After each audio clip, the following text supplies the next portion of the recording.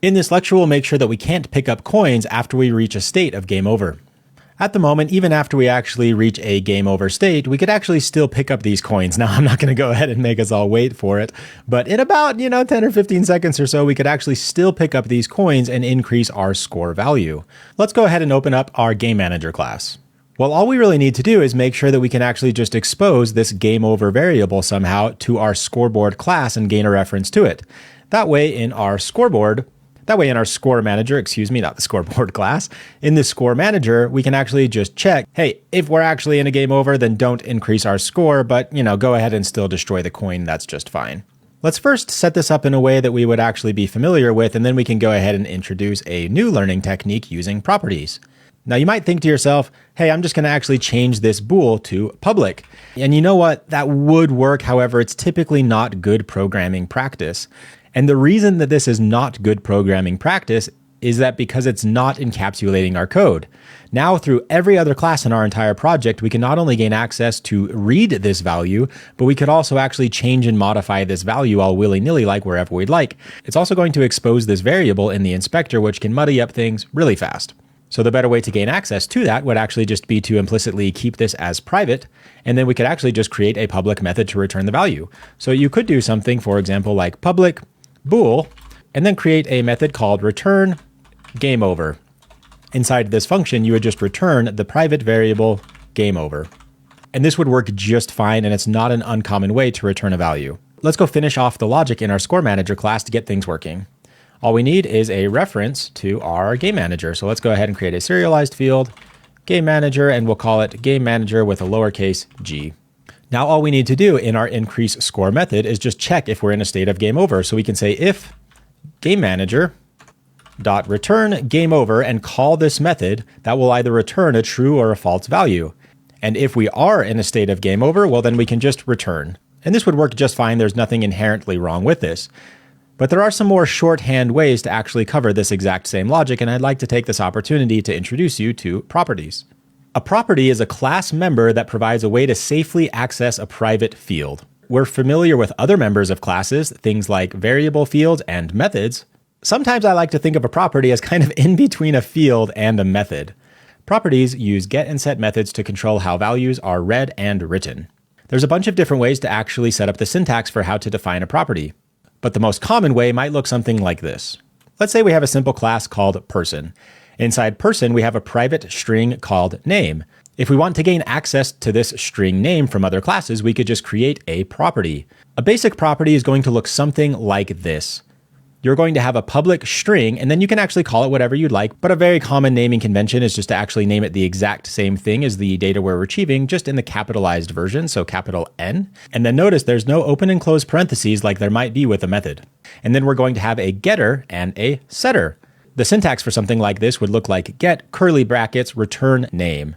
So if you're actually trying to retrieve this string name from another class, it might just look something like person.name with a capital N, and then you could actually retrieve this lowercase n value. If for whatever reason you wanted to change the value of this string name, you could actually do the same thing, except with an equal sign.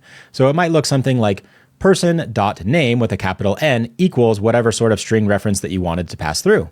Well, let's go try to set something like this up for our game over variable. Let's pop back over to our game manager class and actually try this.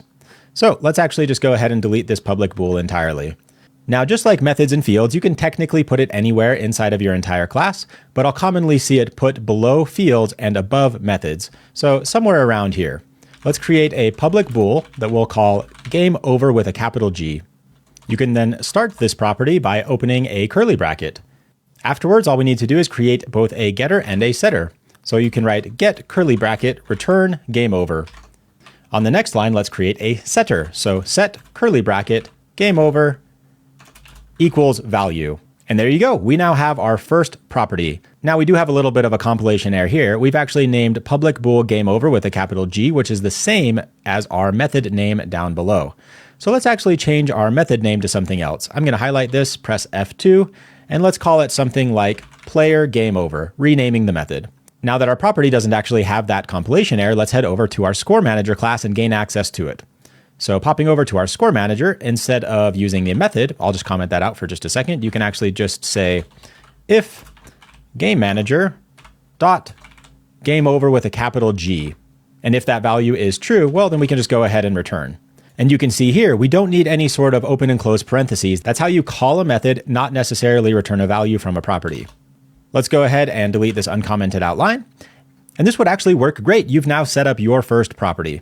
But you could take it one step further over in our game manager class, and there are some other shorthanded ways to do something like this. So to state somewhat of the obvious, we actually don't need a setter in this case. We only ever need to read the value game over. We're never actually needing to change the value, especially not in our score manager at the moment. So until it's needed, it's a good idea that you don't actually need a setter. So you can actually just remove this line entirely, and now we just have a getter. And it's actually very common to put properties all on one line. So it would actually look something like this. This sort of one-line syntax is actually the most common way that I see put at the top of C# classes. I'm going to go ahead and comment this out just so you can actually compare the differences on how you can actually syntactically write out properties. There's another way that we could actually write this. We can just say public bool with a capital G game over, where we just write get, meaning that we actually have a public get. We can read this value from other classes, but we just have a private set, meaning that you could actually still use this property directly here in this class if you need to change the game over value. However, just to clarify, this capital G game over property written out like this is completely unrelated to the lowercase g game over written out above. This is what's referred to as an auto-implemented property. It's going to store its own Boolean value. And you could actually even take it one step further using what's referred to as an expression-bodied property using the arrow syntax. So I'll comment this out one more time. We never actually really need to set this value inside of our game manager, or really in any other class for that matter. So the extremely shorthanded way to actually write this that I'll use pretty frequently when I need to just get or read a value from other classes is create a public bool, game over with a capital G, and then use the arrow syntax, which is just a shorthanded way to say, hey, give me the game over lowercase g value. This third line right here is the exact same as this top line here, but the shorthand way to do it in C# using the arrow syntax. Now, it might go without saying, but there's a few other ways that we could use properties as well inside of C#, but let's just go ahead and leave it at this for now.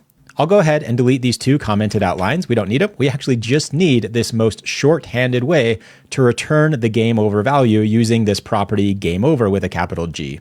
And even though we're using slightly different syntax to write this out, we gain access to it the exact same way in our score manager class. All right, let's go pop over to Unity and see if that works. Let's see, on our managers, we just need to assign the game manager component. So let's go ahead and just assign our game manager class onto this game manager field on our score manager. Let's go ahead, blow up my game view, press play, and then hopefully I'm going to try to line up with these coins here after we hit a game over.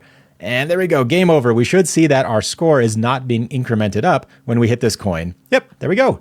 It looks like everything is working properly. Well done on this lecture. When you're ready to move on, I'll catch you on the next one.